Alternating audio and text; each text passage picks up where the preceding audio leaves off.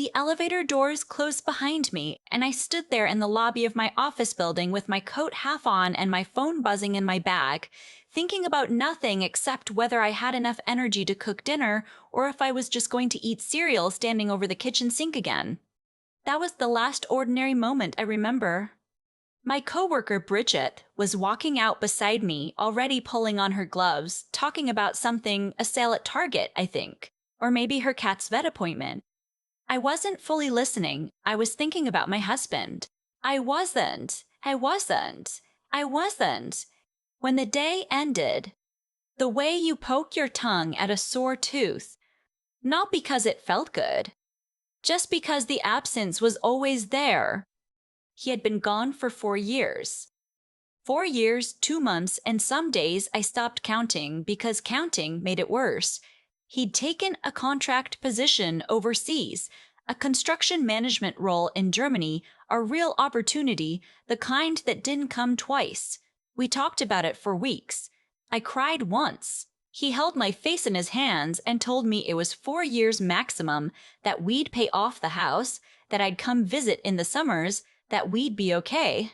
I believed him because I had no reason not to. We'd been together since I was 22. He was the most steady person I'd ever known.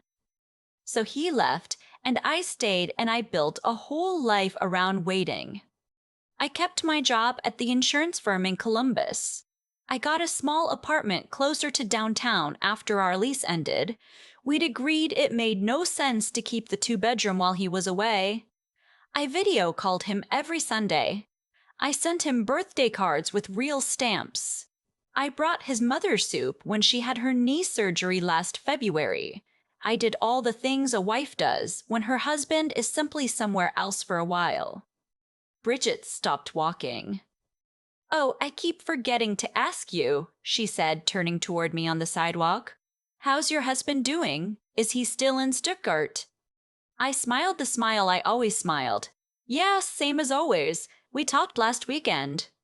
She tilted her head, not in a mean way, more like she was working something out. "Wait, Stuttgart. I thought someone told me he moved back. Like, a while ago." I felt the cold then. The November air had been there the whole time, but I only felt it in that moment. "What?" I said.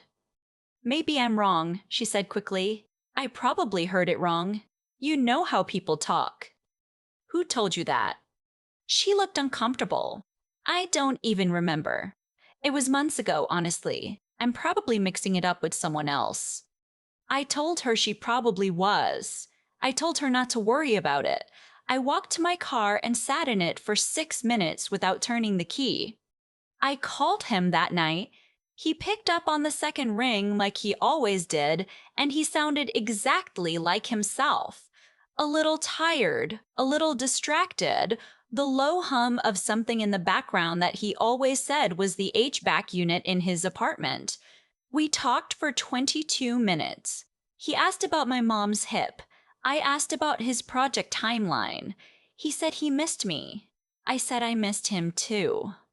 After we hung up, I opened his Instagram. I'd looked at it maybe 4 times in 4 years. He barely posted, and I wasn't really a social media person. But I looked that night.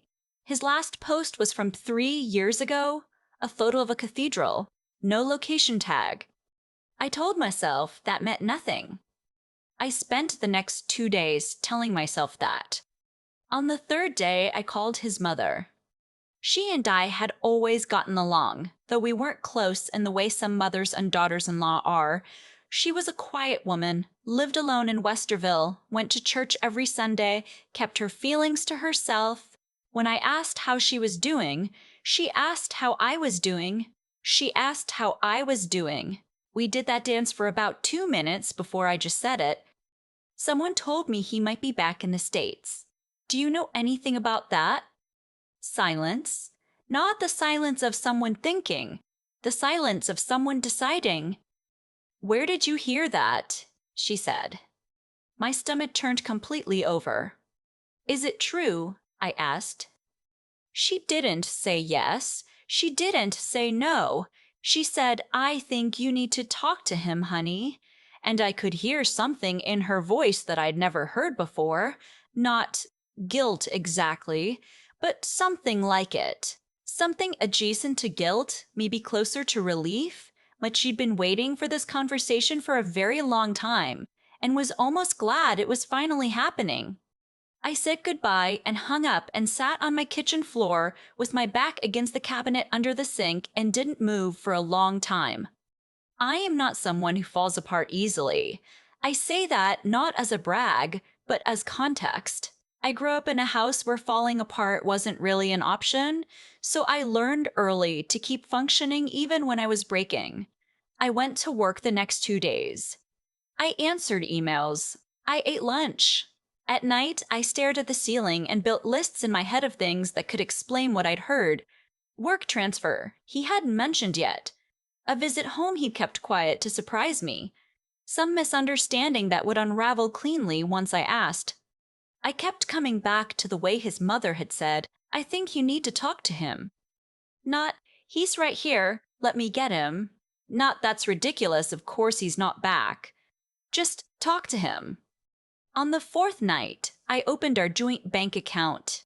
We'd kept it open because I occasionally transferred money there for shared expenses, and he had automatic deposits still going in from his signing bonus payments. I hadn't actually looked at the account activity in probably 2 years. I looked now. The last transaction from his side was 14 months ago. A small deposit, less than $200. Before that, activity dropped off sharply, smaller amounts, longer gaps, starting roughly 3.5 years ago. He told me he opened a local account in Germany for day-to-day expenses. That made sense. That's what I'd told myself. I looked at the routing numbers on his last few deposits. I don't know banking well enough to read those instantly, but I know how to Google. The bank was not a German institution. It was a regional bank headquartered in Indianapolis. Indianapolis is 4 hours from Columbus. I did not call him that night. I called my older sister instead, the only person in my life I trust completely, and I told her everything. She listened without interrupting, which is not her natural state, which told me she understood this was serious. When I finished, she said, "Do you want me to come over?" I said, "Not yet." "What are you going to do?" she asked. I said I didn't know yet, but I was going to find out the truth before I confronted him, because if I confronted him without proof, he would explain it away and I would probably let him. Because that is the thing about loving someone for a decade. You want to be wrong. You will almost choose to be wrong. It took me 1 week and $240. I found a private investigator through a legal referral service. I know that sounds dramatic, the kind of thing that happens in movies, but it's also surprisingly straightforward when you have a name, a probable city, and a financial institution. I gave him the information I had and told him what I needed. Proof of address, nothing else. Just tell me where my husband is living. He called me back in 4 days.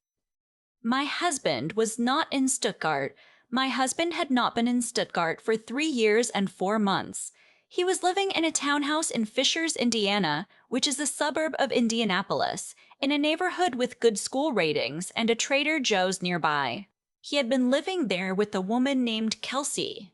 They had a daughter together. She was 2 years old. 2 years old. I have tried many times since then to describe what it felt like to hear that. The closest I can get is this. It felt like the floor of every memory I had suddenly became untrustworthy. Not just the recent ones, all of them, every Sunday call, every "I miss you," every birthday card I had mailed to a forwarding address that I now understood had been forwarded to Indiana, not Germany. The entire architecture of the last 4 years had been, apparently, a performance. He had been performing a life overseas for me while actually living a different life 45 minutes from the Indiana state line. I called my sister back that night, and this time I said, "Please come over." She drove 2 hours in the dark and sat across from me at my kitchen table and let me talk until about 2 in the morning. Then she said, "What do you want to happen?" I thought about it for a while. I said, "I want him to have to tell me the truth out loud. I want to watch him say it." She nodded. She understood that. I wasn't. Another 10 days before I called him. I needed that time to stop shaking. I needed it to be deliberate, not reactive, because I'd watched enough of my own anger dissipate into tears in the past, and I was not doing that this time. I talked to a family law attorney first. An initial consultation, $150 for 30 minutes, worth every penny. She explained my options clearly.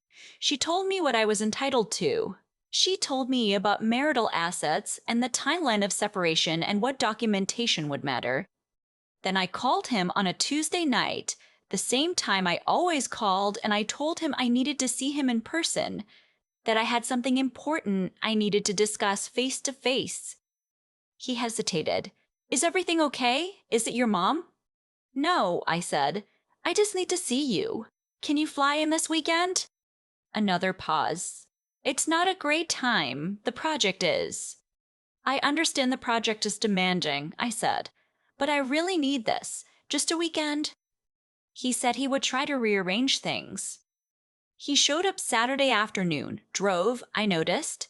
Did not fly. He said parking was cheaper, that he'd found a good deal on a rental car.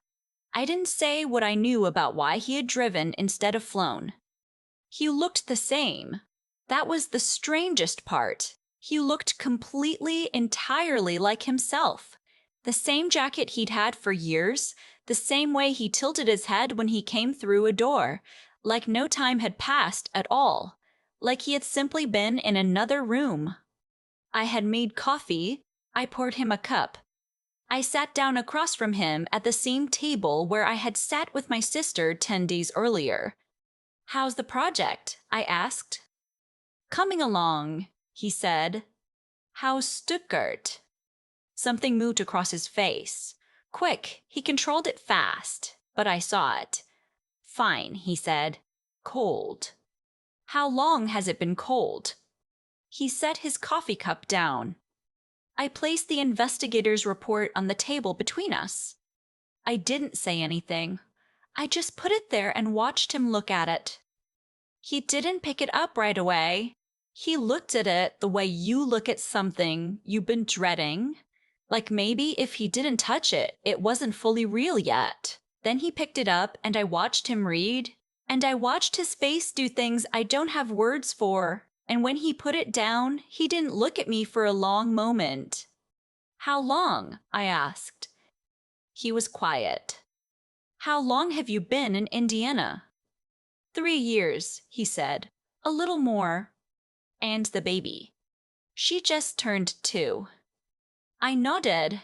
I had known the mass, but hearing him say it made it different. "Why?" I said. He talked for a long time. I won't give his explanation the dignity of reproducing it fully here, but the short version is this. The overseas contract ended early after about 8 months because the firm he was working for had financial problems. He came home. He didn't know how to tell me. Not because he'd done anything wrong yet at that point, he said, but because he built up this whole plan around that job, that future, and it had fallen apart and he felt ashamed. So he took a local job. He was going to tell me, he said. He kept meaning to tell me, he said. And somewhere in the gap between meaning to tell me and actually telling me, he met Kelsey. He said he was going to end it when Kelsey got pregnant. He said he was going to tell me everything then, and then he didn't. And then she had the baby, and he said he couldn't leave, and I would understand, he said. Surely I would understand that he couldn't just walk away from his child. He did not say, so I just let my wife keep waiting indefinitely. But that's what he was describing. I let him finish. I did not cry. I had cried, privately, enough in the previous 10 days to last me a while, and I had decided before he walked through the door that this conversation was not going to be about my grief. This conversation was about the truth. I had the truth now. I've already spoken to an attorney, I said. He looked up. I have documentation of assets, I said. I'd like this to be straightforward. I prefer we both behave like adults. He started to say something. I think it began with, I never wanted to hurt you. And I raised one hand, not dramatically, just enough to stop him. I know, I said. I don't actually need to hear that part. He nodded. He had the decency, at least, to look ashamed. He left 2 hours later. I watched his rental car pull out of the parking lot from my window, and then I called my sister and I said, "It's done." "Are you okay?" she asked. "I will be," I said. "I think I actually will be." The divorce took 7 months. It was not easy and it was not clean, but my attorney was excellent and I had done my homework and we reached a settlement that was fair by any reasonable standard, more than fair actually, given the circumstances. I won't go into the specific numbers, but I will say this. The 4 years of marital assets I'd had no knowledge of, including property he'd quietly purchased in Indiana, became very relevant in those proceedings. Facts have a way of mattering, in the end. I kept my apartment. I kept my job. I got a dog, a 3-year-old beagle mix named Pepper, who I adopted from the county shelter 6 weeks after the paperwork was finalized, and who sleeps at the foot of my bed and has never, not once, lied to me about anything. My mother-in-law called me once after it was over. She apologized in her careful, quiet way. She said she had known for a long time and hadn't known what to do. I told her I understood. I also told her I probably wouldn't be in touch much going forward, and she said she understood that too. That was the last time we spoke. Bridget still works in my building, 2 floors up. I ran into her in the elevator last month, the same elevator where she said the thing that started all of this, and she looked at me like she wasn't sure what to say. I smiled at her. A real one, this time. "You look good," she said. "I feel good," I told her. And the remarkable thing is, I meant it. Not because the pain wasn't real, it was real and it was enormous. And there were nights that first year when I lay awake reconstructing every Sunday phone call and wondering what he had been doing when he hung up, whether he had been sitting at a dinner table with her, whether my voice had been the last thing he heard before he went to sleep next to someone else. That grief was real. I'm not pretending it wasn't. But here is what I know. On the other side of it, I did nothing wrong. I loved someone faithfully, with my whole self, for years. That is not a failure. That is not stupidity. Whatever he did with the trust I gave him is entirely on him, not me. I came out of this with my integrity and my clarity and a decent settlement and a dog who loves me unconditionally. And I think, given what I walked into, that is more than enough to build something good from. The last time I drove past our old neighborhood, the one where we'd rented before he left, I didn't feel anything heavy. Just something quiet and finished, like closing a book you've already read. I went home and fed Pepper her dinner and opened a bottle of wine my sister had given me for my birthday, and I sat on my balcony in the early dark and thought about how strange it is that your whole life can turn on something as small as an offhand comment in a parking lot. I'm glad Bridget said it. I'm glad she wasn't sure enough to stay quiet.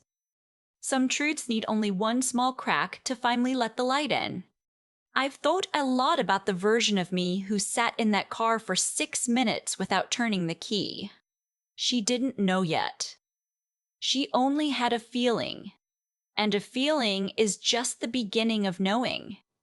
People ask me sometimes, friends, my sister, even my therapist once, whether I blame myself for not seeing it sooner, for trusting too completely, for keeping the joint account open and mailing birthday cards and calling every Sunday like everything was fine.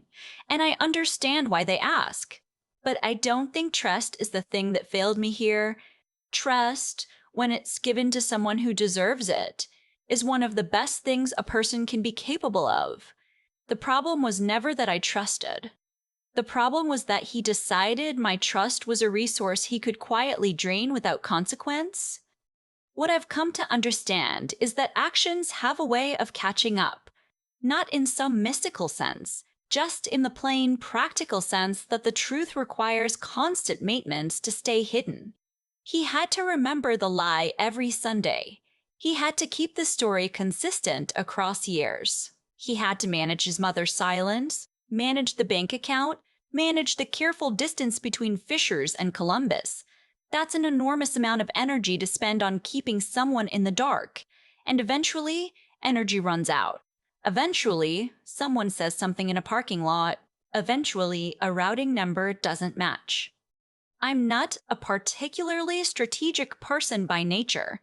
I'm someone who kept her head down and did her job and called her husband every weekend and thought that was enough. But the moment I understood something was wrong, something shifted in me, something clear and deliberate took over. I looked at the bank records. I hired the investigator. I talked to the attorney before I ever confronted him. I did not perform my grief publicly or make decisions from the center of it. I waited until I was steady, and then I moved. That steadiness, the ability to think clearly when everything inside you wants to collapse, I think that was the thing that protected me most. And I did not do it alone. My sister drove 2 hours in the dark. Bridget said the thing she wasn't sure she should say. My attorney laid out my options without judgment. The people around me, the ones I'd quietly maintained relationships with all those years while I was being a good wife, showed up when I needed them. That network didn't happen by accident. It happened because I'd shown up for people too, consistently over time. What you put into the world tends to find its way back.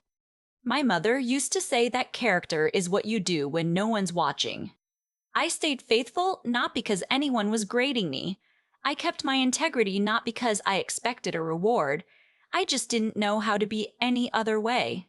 And when it mattered, when I was sitting across from him at that table, placing the report between us, I was someone I recognized, someone I recagdaced, someone I respected. He could take 4 years of my life and a lot of my trust, but he could not take that. Pepper is asleep on my feet right now as I write this. The apartment is quiet. I have work in the morning and leftovers in the fridge and a life that is entirely, genuinely mine. That turned out to be worth everything.